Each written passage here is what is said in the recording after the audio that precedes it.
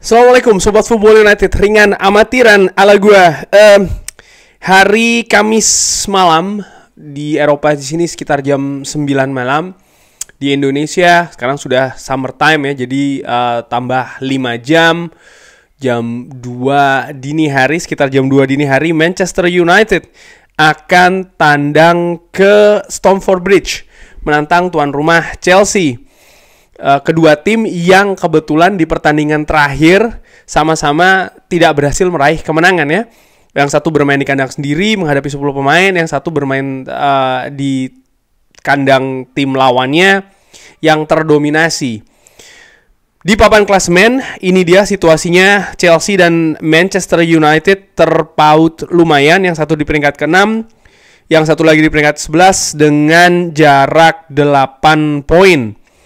Chelsea yang memiliki owner yang lumayan baru juga ya, Todd Boehly, dengan gelontoran uangnya, dan pelatih baru Mauricio Pochettino nampak juga masih kesulitan ini untuk bisa konsisten dalam meraih hasil-hasil positif.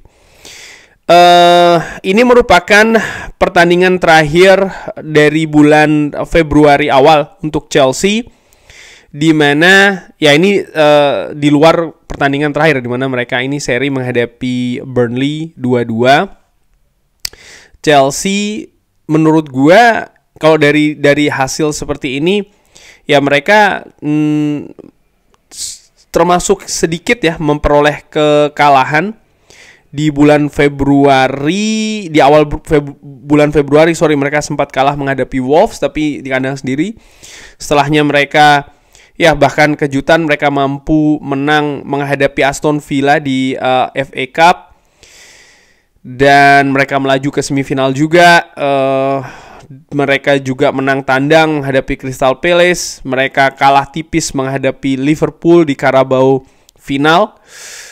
Mereka menundukkan Newcastle, dan terakhir kejutan, mereka ditahan 10 orang pemain Burnley.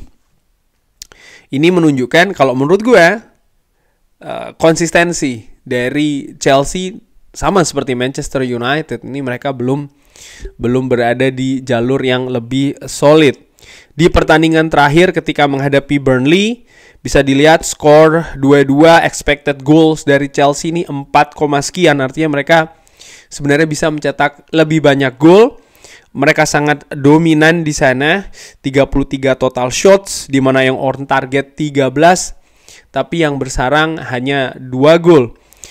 Burnley sendiri, kenapa kok mereka ini bisa menahan Chelsea, bahkan menjebol gawang dari Chelsea 2 kali, walaupun mereka juga bermain sebenarnya dengan 10 pemain. Menurut gua, ada kunci di sana, ini dia, agresivitas dan juga determinasi dari para pemain Burnley. Ini bisa dilihat bagaimana duel yang mereka menangkan. Mereka lebih banyak memenangkan duel daripada pemain Chelsea. Lalu juga tackling nih dari sisi defensif ya, interception dan juga clearance, mereka sangat lebih dominan dibanding dengan tim asuhan Mauricio Pochettino. Di sini gue juga melihat ada sebenarnya pemain yang menjadi mungkin tumpuan, yaitu adalah Cole Palmer di lini depan dari Chelsea, yang menurut gua Cole Palmer ini juga nanti harus diwaspadai ketika menghadapi Manchester United. Dan kalau dilihat area dari Cole Palmer ini, pemain muda yang kebetulan juga mencetak gol di Old Trafford, ini ada di sebelah kanan Chelsea atau sebelah, nah ini dia nggak bikin enak nih, karena ini di sebelah kiri pertahanan Manchester United, dan kita tahu bagaimana posisi back kiri dari Manchester United ini merupakan salah satu titik lemah yang sering sekali ditarget oleh tim lawan. Namun sama seperti Burnley, Manchester United menurut gua butuh tampil Spartan, butuh tampil dengan energi yang lebih tinggi lagi, determinasi, agresivitas. Mereka harus bernyali, jangan seperti tampil ketika menghadapi Brentford. Lini tengah utamanya tampil loyo di sana. Duel-duel sering kalah, dan ini menurut gua mengakibatkan Manchester United terdominasi. Ini tidak bisa terjadi. Burnley sudah memberikan contoh bagaimana cara menghadapi Chelsea di Stamford Bridge. Menurut gue itu yang harus diduplikasi oleh para pemain Manchester United yang di atas kertas tentu saja secara teknis mereka lebih baik daripada Burnley. Nah, Manchester United ini sebenarnya sudah pernah bertemu Chelsea ya kan. Ketika bermain di Old Trafford mereka luar biasa, expected goals 4 di sana. Total shots mereka sangat banyak sekali. Pada saat itu kelemahan dari Manchester United adalah finishing ya, bagaimana mereka kurang tajam memanfaatkan peluang-peluang serta momentum yang didapatkan. Di pertandingan tersebut Scott McTominay berhasil mencetak 2 gol. Dan yang gua garis bawahi juga bagaimana lini tengah Manchester United yang menurut gua pada saat itu tampil sangat oke.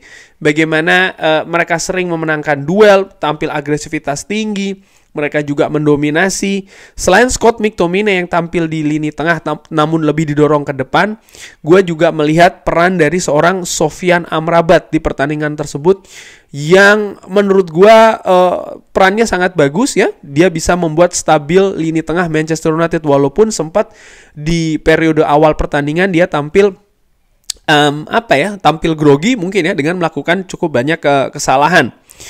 Sofyan Amrabat di pertandingan tersebut memenangkan cukup banyak duels dan sangat sedikit kehilangan possession, sehingga menurut gua ini kunci dari lini tengah Manchester United. Sekali lagi, kalau Manchester United ingin menang, ini statistiknya ketika menghadapi Chelsea pada saat itu duel sangat berimbang. Manchester United juga cukup tinggi ya angka kemenangan duel ketika menghadapi Chelsea pada saat itu.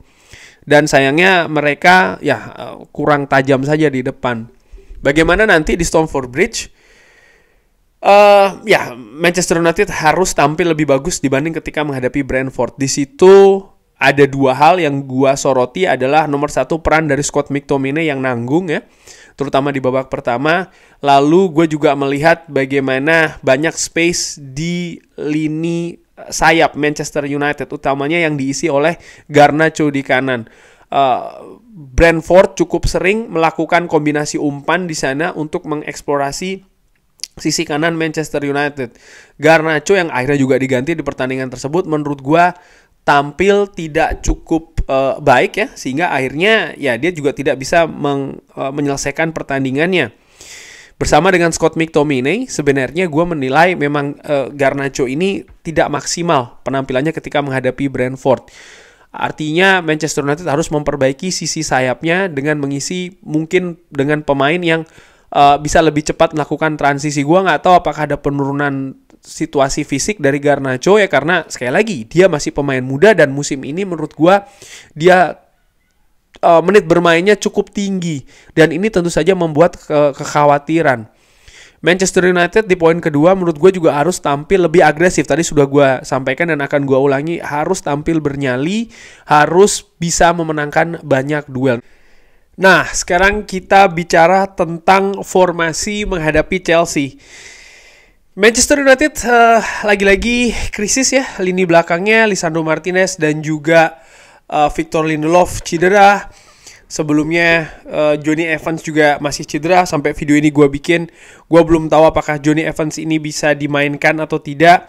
Dan menurut gue ini lagi-lagi membuat rutinitas yang sebenarnya diinginkan oleh Erik ten Hag, terutama di lini belakang ini kacau lagi. Ini jauh dari ideal karena akan ada susunan yang baru. Bahkan dengan hal ini besar kemungkinan akan ada pemain yang selain bek kiri, tentu saja Aaron Wan-Bissaka yang kemungkinan besar akan dimainkan di sana.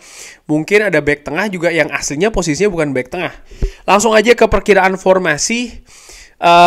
Ini versi keropos betul menurut gue lini belakang dari Manchester United.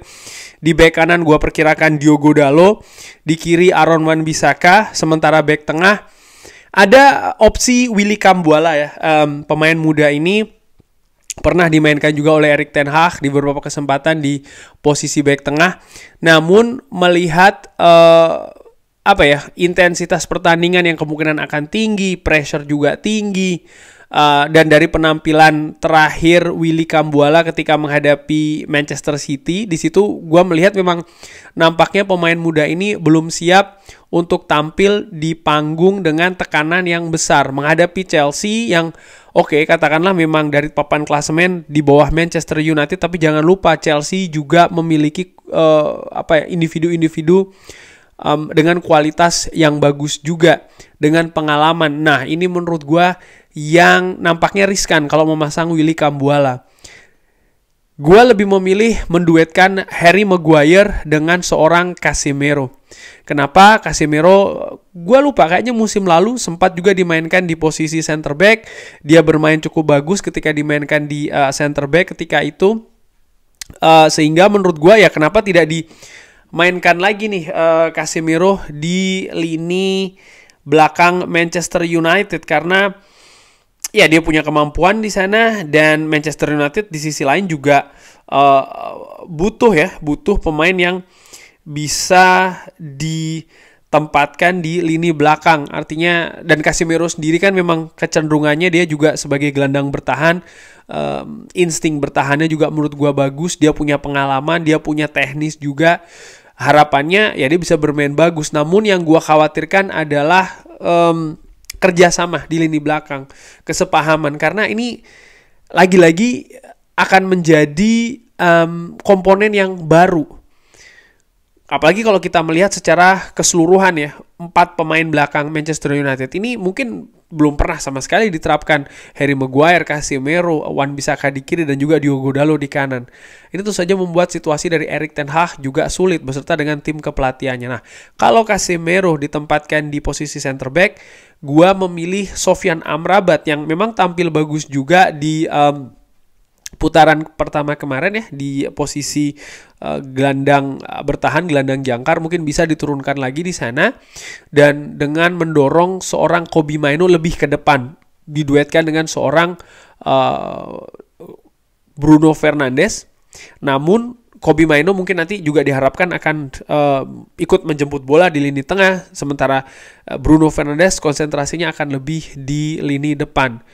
Di posisi sayap kanan, gue lebih memilih seorang Anthony daripada seorang Garnacho. Gue melihat ada penurunan penampilan dari seorang Garnacho. Puncaknya adalah kemarin ketika menghadapi Brentford, gue melihat bagaimana sisi flank sebelah kanan Manchester United ini sering tertembus oleh serangan-serangan sayap dari pemain Brentford ya. Dan bagaimana kontribusi Garnacho di babak pertama sama seperti Scott McTominay yang sebenarnya menurut gue ini termasuk yang rendah. Gue curiga mungkin ada masalah fisik di sana karena intensitas permainan Garnacho tidak seperti biasanya. Kembali lagi ya, mungkin banyak yang tidak ingat kalau Garnacho ini sebenarnya masih muda, dan pemain muda ini sering sekali juga situasi fisiknya, keadaan fisiknya ini masih belum sempurna, belum paripurna, sehingga dengan menit bermain yang tinggi, lalu juga dengan tekanan yang tinggi, terutama di akhir musim ini, mungkin ini ada pengaruh ke penampilan Garnacho. Oleh karena itulah gue lebih memilih seorang Anthony yang ketika menghadapi Brentford kemarin dia ditampilkan cukup oke, dengan bahkan ada beberapa shots juga kan ya yang dilakukan oleh Anthony. Gue lupa ada satu yang melengkung yang hampir menembus jala Brentford tapi masih out pada saat. Tapi gue melihat ada kepercayaan diri yang perlahan ini membaik dari seorang Anthony, dan dia juga mencetak gol penting ketika menghadapi Liverpool. Mudah-mudahan dia bisa kembali lebih tinggi lagi kepercayaan dirinya seperti ketika pertama kali dia bergabung di Manchester United. Lalu gue lebih memilih seorang Rashford untuk sayap kiri di sana, dan di depan adalah Rasmus Højlund. Khusus untuk Garnacho bisa saja nanti akan ditampilkan di babak kedua.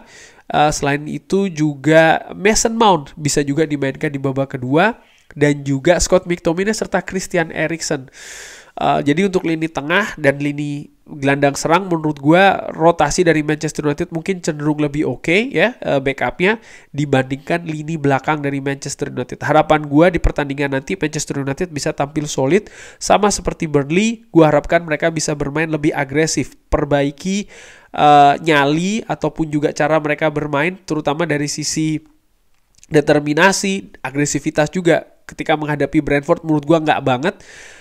Burnley menunjukkan bagaimana cara menghadapi Chelsea ya.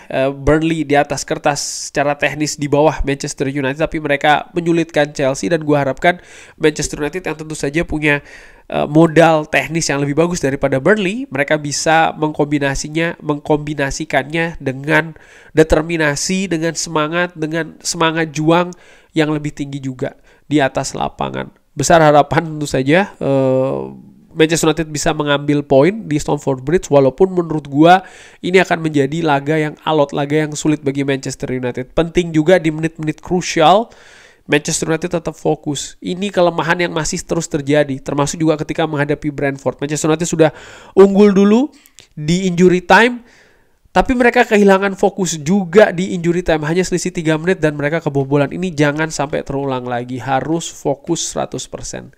Kurang lebih demikian. Bagaimana menurut Sobat Football United? Perkiraan formasi atau bahkan perkiraan skor bisa drop di kolom komen. Terima kasih sudah menyaksikan. Jangan lupa like, subscribe. Wassalamualaikum warahmatullahi wabarakatuh. Thank you.